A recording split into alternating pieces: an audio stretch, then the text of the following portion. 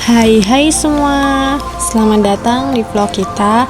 Hari ini kita akan jalan-jalan ke salah satu ikon sejarah Jakarta, yaitu Museum Fathahillah, yang juga dikenal sebagai Museum Sejarah Jakarta.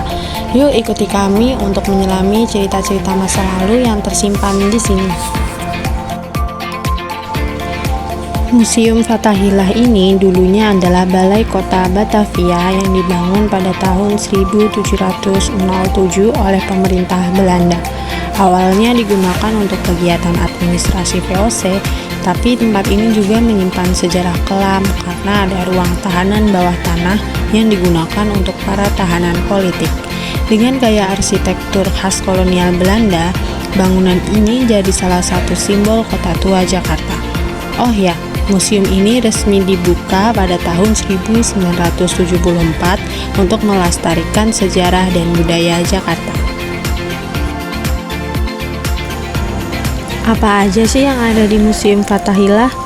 Museum ini punya lebih dari 23.000 koleksi loh, mulai dari benda arkeologi, furnitur antik, sampai peta-peta tua Jakarta. Pas pertama kali masuk, kalian bakal langsung disambut sama koleksi kursi-kursi antik khas Eropa. Kursi-kursi ini dulunya digunakan oleh pejabat tinggi Belanda untuk pertemuan penting di gedung ini. Coba lihat ukirannya, halus banget ya. Ini menunjukkan betapa elegannya furnitur zaman kolonial dulu. Kayu yang dipakai juga kuat banget karena rata-rata menggunakan jati. Selain kursi, di sini juga ada koleksi lukisan. Dan ini yang menarik banget. Lukisan ini menunjukkan adegan kehidupan zaman Batavia dulu. Tapi kalau kalian perhatikan, lukisannya belum selesai sepenuhnya. Menurut cerita, lukisan ini dibuat oleh seorang pelukis Belanda. Tapi sayangnya pekerjaannya terhenti karena suatu alasan. Bahkan dalam kondisi nggak selesai, lukisan ini tetap memukau banget ya. Dan ini nih salah satu koleksi paling bersejarah di Museum Fathahillah, meja sidang yang pernah digunakan oleh pahlawan nasional kita, Cut Nyak Dien. Meja ini jadi saksi momen saat beliau diadili oleh pemerintah Belanda.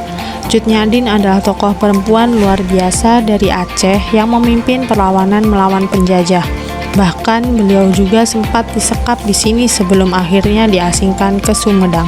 Duduk di meja ini, Cut Nyak Dien tetap tegar meskipun dihadapkan pada hukuman yang berat. Kebayang gak sih betapa kuatnya beliau sebagai seorang perempuan? Dan ini dia penjara bawah tanah yang bikin bulu kuduk berdiri. Tempat ini digunakan untuk menyekap tahanan politik termasuk tokoh-tokoh penting seperti Pangeran Diponegoro. Kondisinya kecil, gelap, dan pengap banget. Ruangannya sangat sempit. Bahkan kadang-kadang bisa tergenang air saat pasang.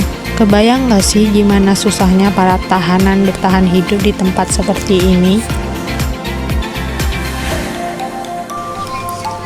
Jadi itu dia perjalanan kita di Museum Fathahillah. Tempat ini nggak cuma kaya akan sejarah, tetapi juga bikin kita lebih menghargai perjuangan para pahlawan kita. Jangan lupa datang ke sini ya kalau lagi di Jakarta, tepatnya di Kota Tua.